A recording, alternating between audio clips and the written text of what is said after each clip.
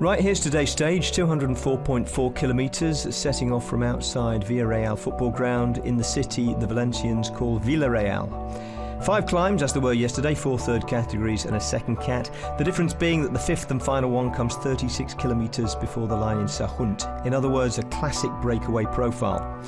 And consequently, riders were queuing up to get in it. A large, high-quality breakaway formed early.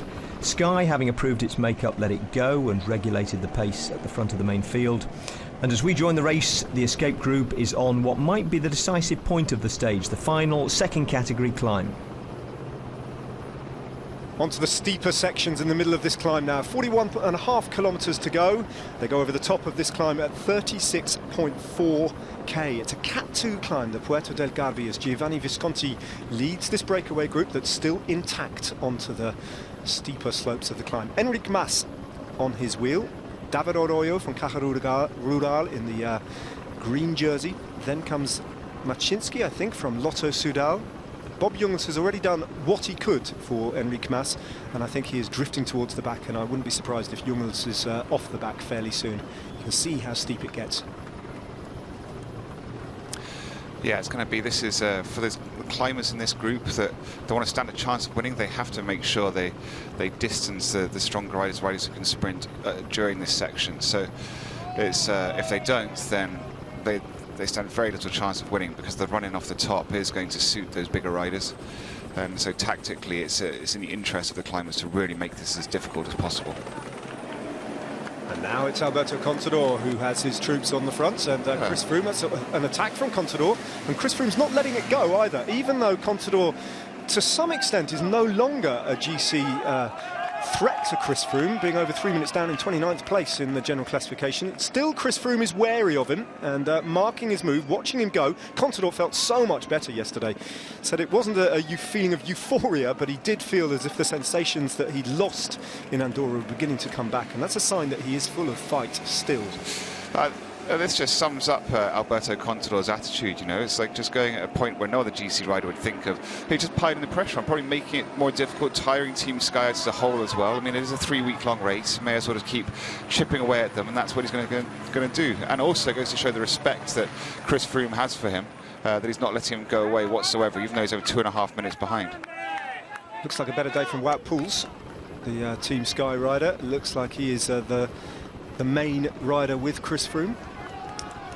Look at the little gaps emerging all the way down as well. That's a tough climb, but you would imagine this would happen, especially if a rider like Contador attacks, and then look at him go now.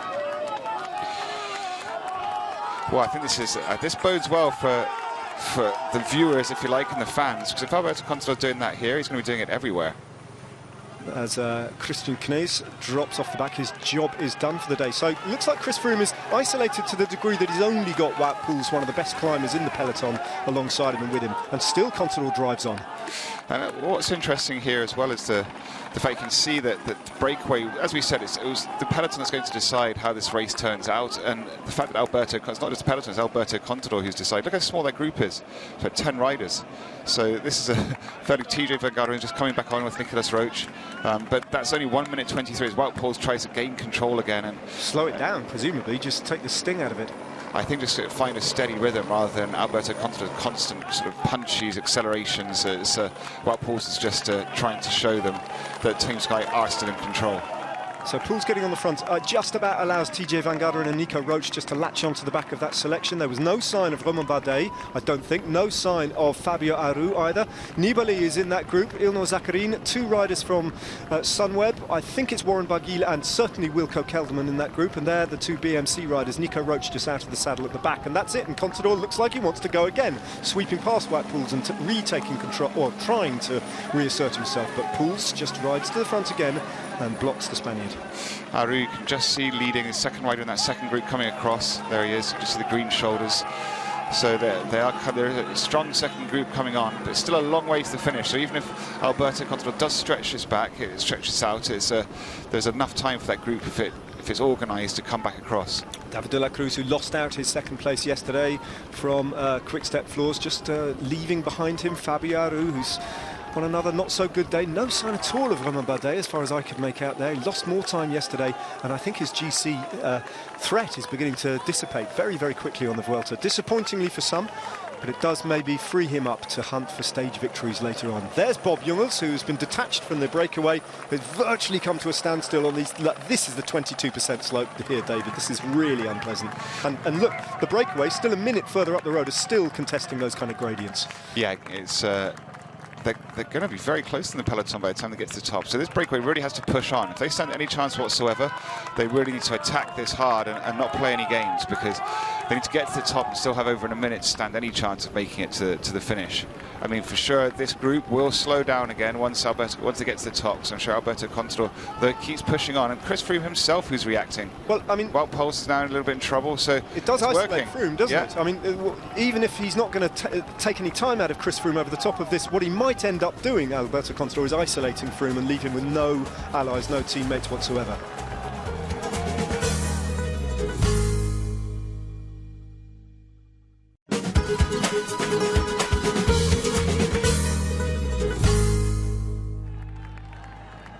Enric Mas, in the meantime, has blown apart the breakaway group completely and only has Maszinski with him from Lotto Soudal. Maxime Monfort, his teammate, has already been caught. And now there's an attack off the front, and they come from Wilco Kelderman, or is that Sam Oomen, actually? I don't think that is Sam Oomen, yeah. Sam Oomen, the Dutch time trialist from Sunweb, who's a fantastic prospect, a kind of mini Tom Dumoulin in the making. And what a wonderful Vuelta they're having so far. The very young team, full of debutants. Oof, that was close. Yeah, that wasn't great. Contador on the front of the group of the leaders again, still sweeping. Look at these crowds up here as well. And Contador was absolutely right when he... Pantano here, he's got to try and get as far ahead as he can to make sure that he can help Contador when he gets up to him. Well, exactly right. When Contador gave his post-race interviews, and there he comes, looking at where Pantano is, he was fulsome in his praise of the Spanish cycling fans who were willing him to rediscover his climbing legs, and he's doing just that, although right now, Chris Froome looks like he wants to reassert his presence. That group is still down to Woods, Contador, TJ Van Garderen, Esteban Chavez, Carlos Betancourt. The Yates brothers have both been dropped. Nicolas Roche is just trying to maintain contact. Ilnur Zakarin is in that group that's dropped back, and so too is Warren Barguil. David de la Cruz dropping back again. Fabio Aru still hasn't managed to make contact because the pressure at the front is being maintained. And now Contador has latched onto the wheel of his domestique and his helper, Jarlinson Pantano, the best man he could possibly hope for if he's still got something in his legs to guide him through the next section of this climb. Yeah, Pantano is perfect for this. He's also a fantastic descender, so if you can make it over the top, so look at the gaps. Now, let's not forget this is going to be moving Contador up the GC, which will be one of his primary goals. It's not just about challenging Chris Froome, it's about chipping away and getting himself back in the game. He'll be chasing a podium place for sure. Actually, be chasing the win, no doubt, Alberto Contador. And he has exploded, and it goes to show you don't necessarily need a long climb to make a difference. He's just taken that from the bottom, and he's managed to just rip it to pieces. Well, this is what you'd expect to see after a 20k climb in a big mountain stage. Well, the final 2k, and that's where they are pretty much on this climb. It kicks up again. It's not nothing. Little ramps of 11% and a steady, 8, 9, 10%. So the climb is not over. That's 1k to go to the top of the climb for this rider. Just for the little sign at the side of the road. So that is the last. So Pantano has timed that to perfection. So that couldn't have worked better for Alberto Contador, because as you can see, it's a fast section where slipstreaming comes into effect.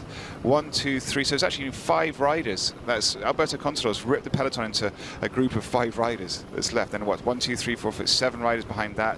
All these little groups will start coming together, and they will all start working together, no doubt. Wout Poels there in 3rd place. There's Chavez. So that's surprising. Chavez looks exceptional. Was perhaps caught a bit out there. But just wasn't expecting that. Might have been a bit badly placed, and that's working out well once again for Alberto Contador. Absolutely. So the first time we've seen a little bit of... who's that gone down? It's TJ Van Garderen, was it? Yeah. One of the red jerseys, I think, from BMC. No idea what happened there, but he's just sideswiped and out and on the side of the road. I think it must have been Van Garderen. I think he just caught a wheel, caught his front wheel and the rider in front. Just... wow, that looks heavy as well. Wouldn't have even had a chance to brake. Well, there was one rider from UAE Team Emirates there who I think must have been Jan Polans. Starter rider. Yeah, that must be Jesper Hansen and Axel de Mont, possibly. Oh, he's broken his collarbone by the looks of it. Well, that will be a big miss. Yeah, it's Hansen. It is Jesper Hansen. Not good news, certainly for him. Obviously for him, that stings, and that looks like a collarbone. You're right, for Jesper Hansen. Axel de Mont, I think, must be the rider there from AG2 à la Mondiale. Oof, it's a heavy crash. So you're right, TJ Van Garderen as well, if that was the BMC rider. And it's so now it's just down to 4 riders in this front group.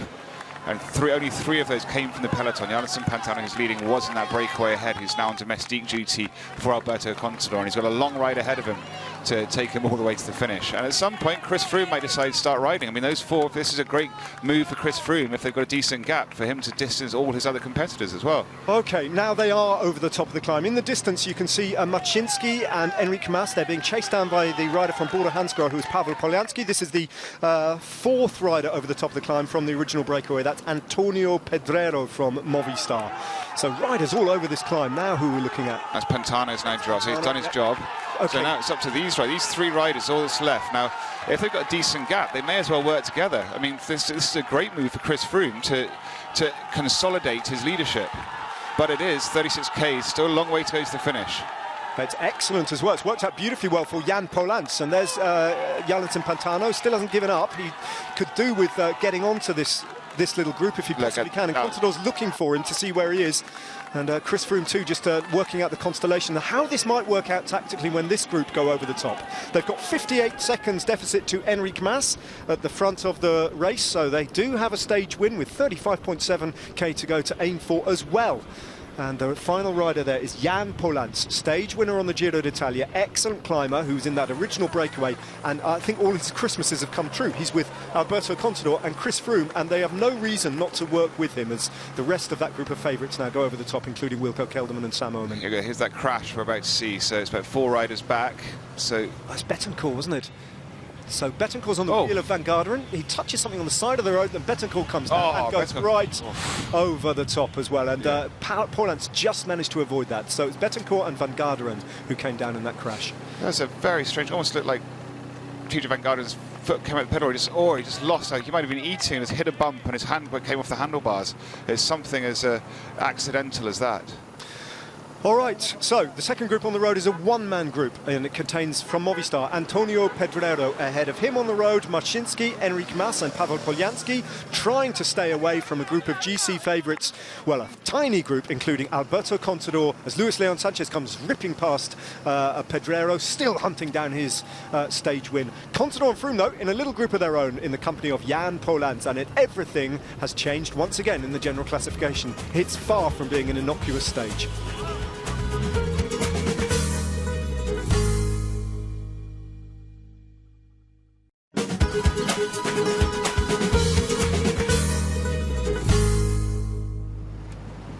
Luis Leon Sanchez has not given up. The 5 riders have a tiny advantage over this chase group that's being orchestrated. Well, actually, you're looking at the 3rd group on the road, I think, there, including Miguel Angel Lopez and a number of other riders. Janssen Pantano from Trek Segafredo has dropped from the red jersey group back down to that 3rd group there, having done all the work really in the valley to try and close this gap, and close it he has. 4 seconds now separating the red jersey group that's all come back together again, containing Nibali, Froome, Chavez, Contador, etc., and the front of the race now, and they're about to be caught. Luis Leon Sanchez, Antonio Pedrero, Paweł Polianski, Thomas Maczynski and Enric Mas, who has not given up yet, but I think they are going to look over their shoulders and see the rest of the race bearing down on them. It's not over for Luis Leon Sanchez. As I said before, he's got a great tactical brain on him, and he realises now that move's over. He's sitting at the back, he's just monitoring affairs, and he's going to have to come up with a whole new tactical game now this group's coming up.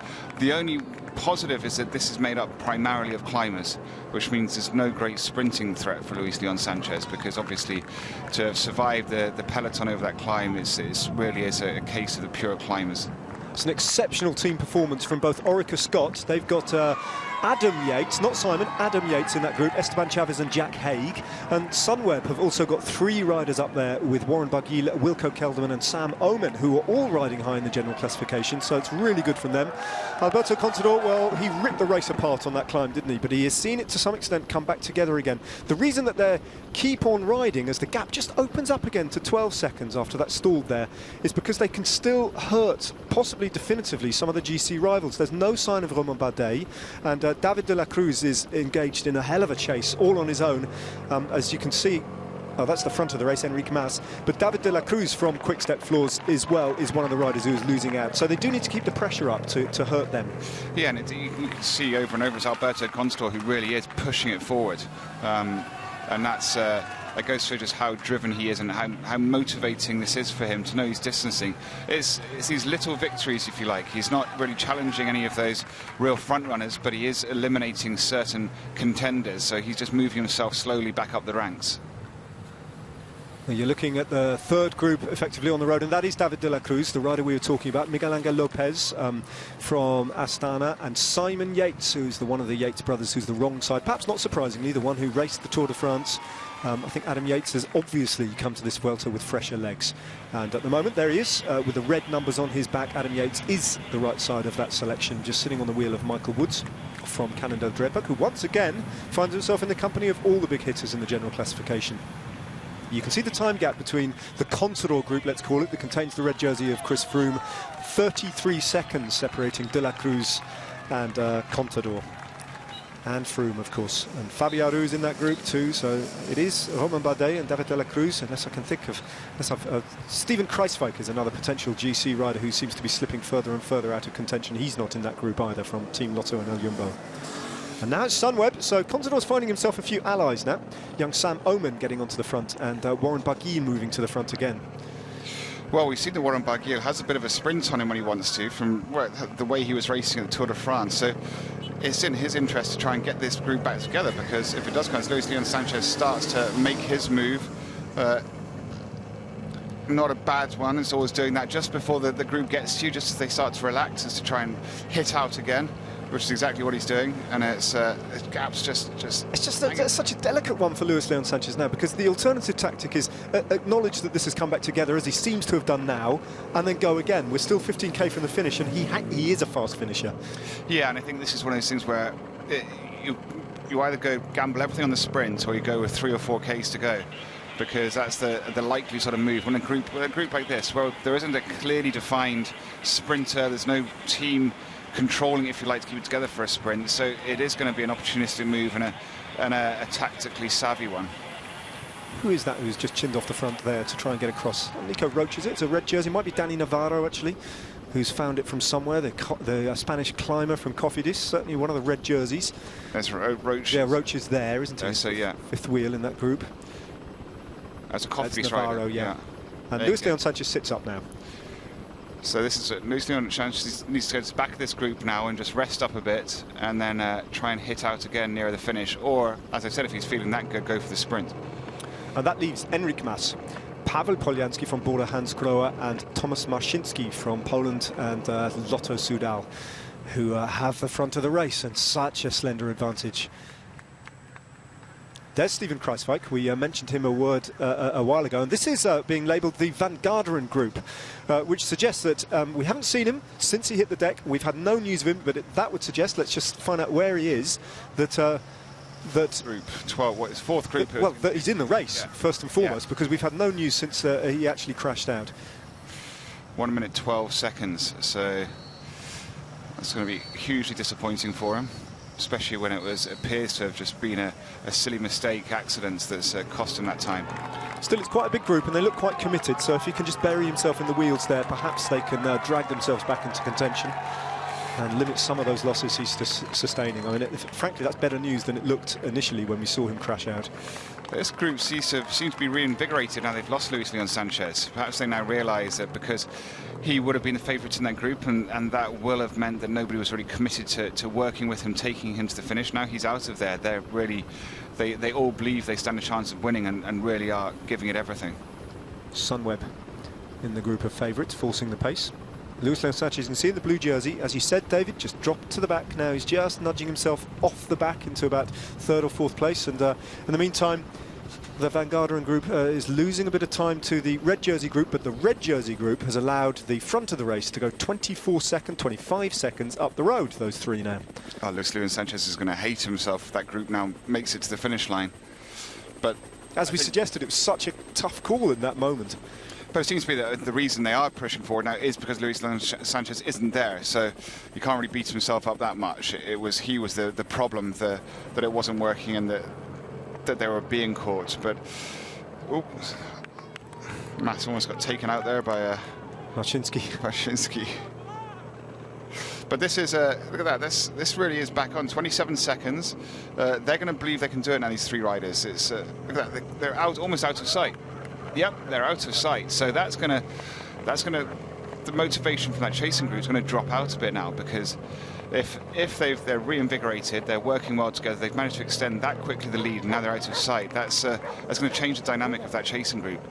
Well, once again, Quick Step Floors have got a card in play. It is remarkable how they manage to do it day in, day out on all sorts of terrain. Mind you, on the other hand, they are sustaining losses in the general classification, once again with David de la Cruz. Still, those three have slipped away, and they have an advantage of 30 seconds over the chase, which at the moment is just a little bit disorganised. They have a chance, perhaps more than a chance.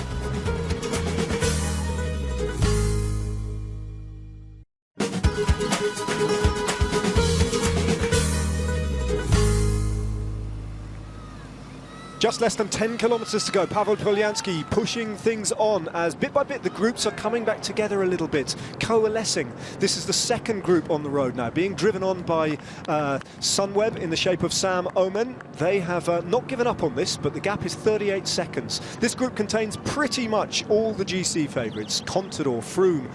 A lot of the others, they've caught Luis Leon Sanchez, you can see from Astana. He elected his better policy was to sit up and hope that this group catches the three up front. But at the moment, they've got a healthy and growing lead. Further back down the road, David de la Cruz, who is losing out in the general classification, well, his group has come together with TJ Van Garderen's group. So two big groups containing some big GC hitters are within about a minute and a half of the front of the race. They now have just 9 kilometres remaining. Marcinski leading Mas and Polyansky through the 9 kilometres to go arch. There is an intermediate sprint coming at 7.4 kilometres to go in Sagunto. But that I think the bonus seconds will effectively mean nothing, because they don't mean anything to Polyansky or Mas or Marcinski.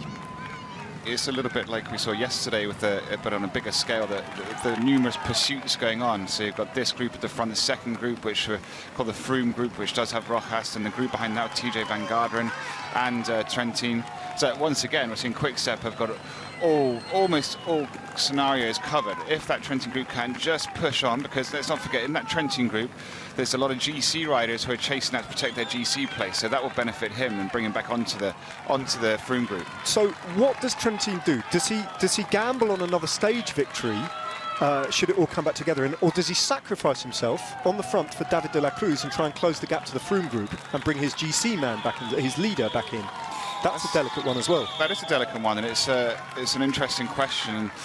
But at this point in the race, one rider can't really do it. If that group's not working well, for sure, perhaps he should help. I mean, he's strong enough, Trentin, to tap through, roll through, and work with the other guys and still stand a chance of winning the sprint.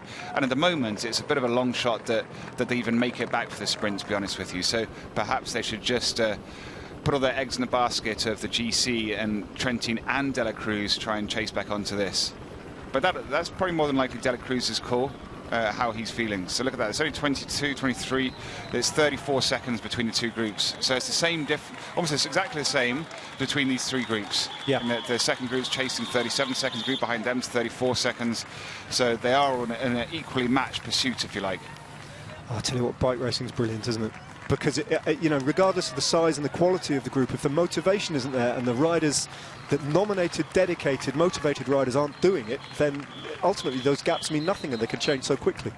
Yeah, exactly, and I think it's going to be very difficult for either of these groups to make much headway. Now, unless this second group can kind of smell the stage victory and you get 5 or 6 or up to 10 riders really furiously chasing this group of 3 riders here, they're not going to stand a chance, because the fact that this group of 3 extended their lead at that point, because I mean, they were within 100 metres of being caught. And that, as we said, Luis Leon Sanchez tried to do the counter, it didn't work, he then sat up thinking it was all over, then these 3 then countered again. From here, they head into Sagunto, heading for the beach, where they turn left, and it is along the beachfront, the Mediterraneo, Avenue del Mediterraneo, where they finish today. But the next 5 kilometres of racing are in an easterly direction and a straight line As you can see, Luis Leon Sanchez has gone again, and he is benefiting from some work being done by Jan Polans from UAE Team Emirates. So those two riders have gone off the front, and that's a great little move from Luis Leon Sanchez there, who's given up hope, I think, that Sam Oman and the rest of the riders had the motivation or the capacity to bring this back. So Luis Leon Sanchez is trying to go it alone, and he's got a willing ally working with him. Yeah, and the only hope they really have at the moment is if this group starts to play around a bit. Now, we know these two riders are very strong, but look at this, Luis Leon Sanchez, the only chance they really have is if the games of cat and mouse begin at the front, and that gives them that little seed of hope. But for the moment, it's going to be very difficult to bridge 30 seconds or 25 seconds as it is for them to those front three riders. Of course, now, tactically, it's very, very hard still for the three riders up front, because at some point, when they acknowledge that they have slipped clear and that their stage is theirs to decide, they will start looking at each other. That's an inevitability. It is becoming tough, checking behind, making sure, because although you have the time checks, you want to see it with your own eyes and see if they're coming or see if they're still out of sight. And that's it's who has the coolest head here now, because at some point, you're going to have to just go, you know what, I'm going to rest up a bit and get myself ready for the sprint. But you then hope that the other riders are too scared to play the same game and just keep pushing on. So often the rider who calls it first, starts bluffing first, is the person who's in most control, because they have the confidence to know that worst case scenario they can jump away. But we're not seeing that yet. Now Alberto Contador and Chris Froome. That's great. That's a brilliant shot. I think Chris Froome will respect that type of racing. He'll probably enjoyed it. It's almost like in a breakaway, the shake of the hands. You know, at the end of the combat, they acknowledge that the battle is over for the day, and that their race is run, and they can roll in, because the stage win is up for grabs, but that has gone up the road. And there it is, Luis Leon Sanchez, one desperate effort, one last. I mean, what will this cost him if he even gets across to that group of three? What will he have left in his legs? And the same applies for Jan Polans as well. Van Garderen is still racing though. Yeah, I think he was very lucky to get away with that crash, because it was high speed. As I said, when we note on the post-race interviews, it looks as if his hand slipped off the handlebars or something equally bizarre, because there was no reason for it. Oh, he's gone down again. Well, on one of those roundabouts, just slipstreaming the cars there, everything's gone wrong again for TJ Van Garderen. That's a nightmare for him. And he was on his own, so he must have been off the back of the group. You can see how slippy these roads are. I think his front wheel's just going to go. Yeah, that slams into the curb. These roads can be treacherous. If there's even, that's it dry. It's just dusty and shiny. And it used to always be horrible racing around here at this time of year, because there hasn't been rain for so long that you have to always be aware that can happen. Well, don't forget the time gap that you're seeing as we dwell a little bit on TJ Van Garderen's suffering, and he gets a little bit of assistance there, I think, mechanical and otherwise. His morale will be as bruised as his body at the moment. But don't forget the time gap. The 23 seconds relates to the Froome group, not the chase from Luis Leon Sanchez and Jan Polans. They might well be a lot closer than the camera is allowing us to see at the moment. Well, I see this long straight of road now. They're going to get a chance to see. Those riders chasing will see them. These riders will be able to look back, and if they can see past the motorbikes and the cars, see those two riders. Now look, the game's starting to play a little bit now. They're starting to kind of look at each other, question who's going to keep pulling all the way to the finish. And to be honest with you, these three riders aren't really going to know each other so well regards who's the best at sprinting. This isn't a situation they're accustomed to being in. They don't have a track record on the big stage of being in this situation, so they're all looking at each other. They all don't really know how to play this. Who's the strongest? They'll have no idea. No. And you're right, David. Physically it's one thing, but tactically, I think that almost the tactics are the most decisive factor here. Marcinski. So 21 seconds back to Polyansky and Luis Leon Sanchez. So they're closing in, but the only chance they have is if these three stall and start looking at each other and marking each other out. Marcinski, 33 years of age, by far the oldest, probably the most experienced, but none of these riders have a Grand Tour victory to their name. Pavel Polyansky is a mountain domestique, an all-rounder, but it's the mountains where he thrives. Enric Mas is a pure climber, really. Young Spanish rider who's been highly rated, has come through the Quick Step development team, the Klein Constantia team. Patrick Lefevre identified his talent very early on and signed him, and he is tipped for greatness, but he is a climber. And Marcinski, well, he is the former Polish time trial champion, very much a domestique for Lotto Soudal, often involved in a lead-out for the likes of André Greipel and Jens de Buskere.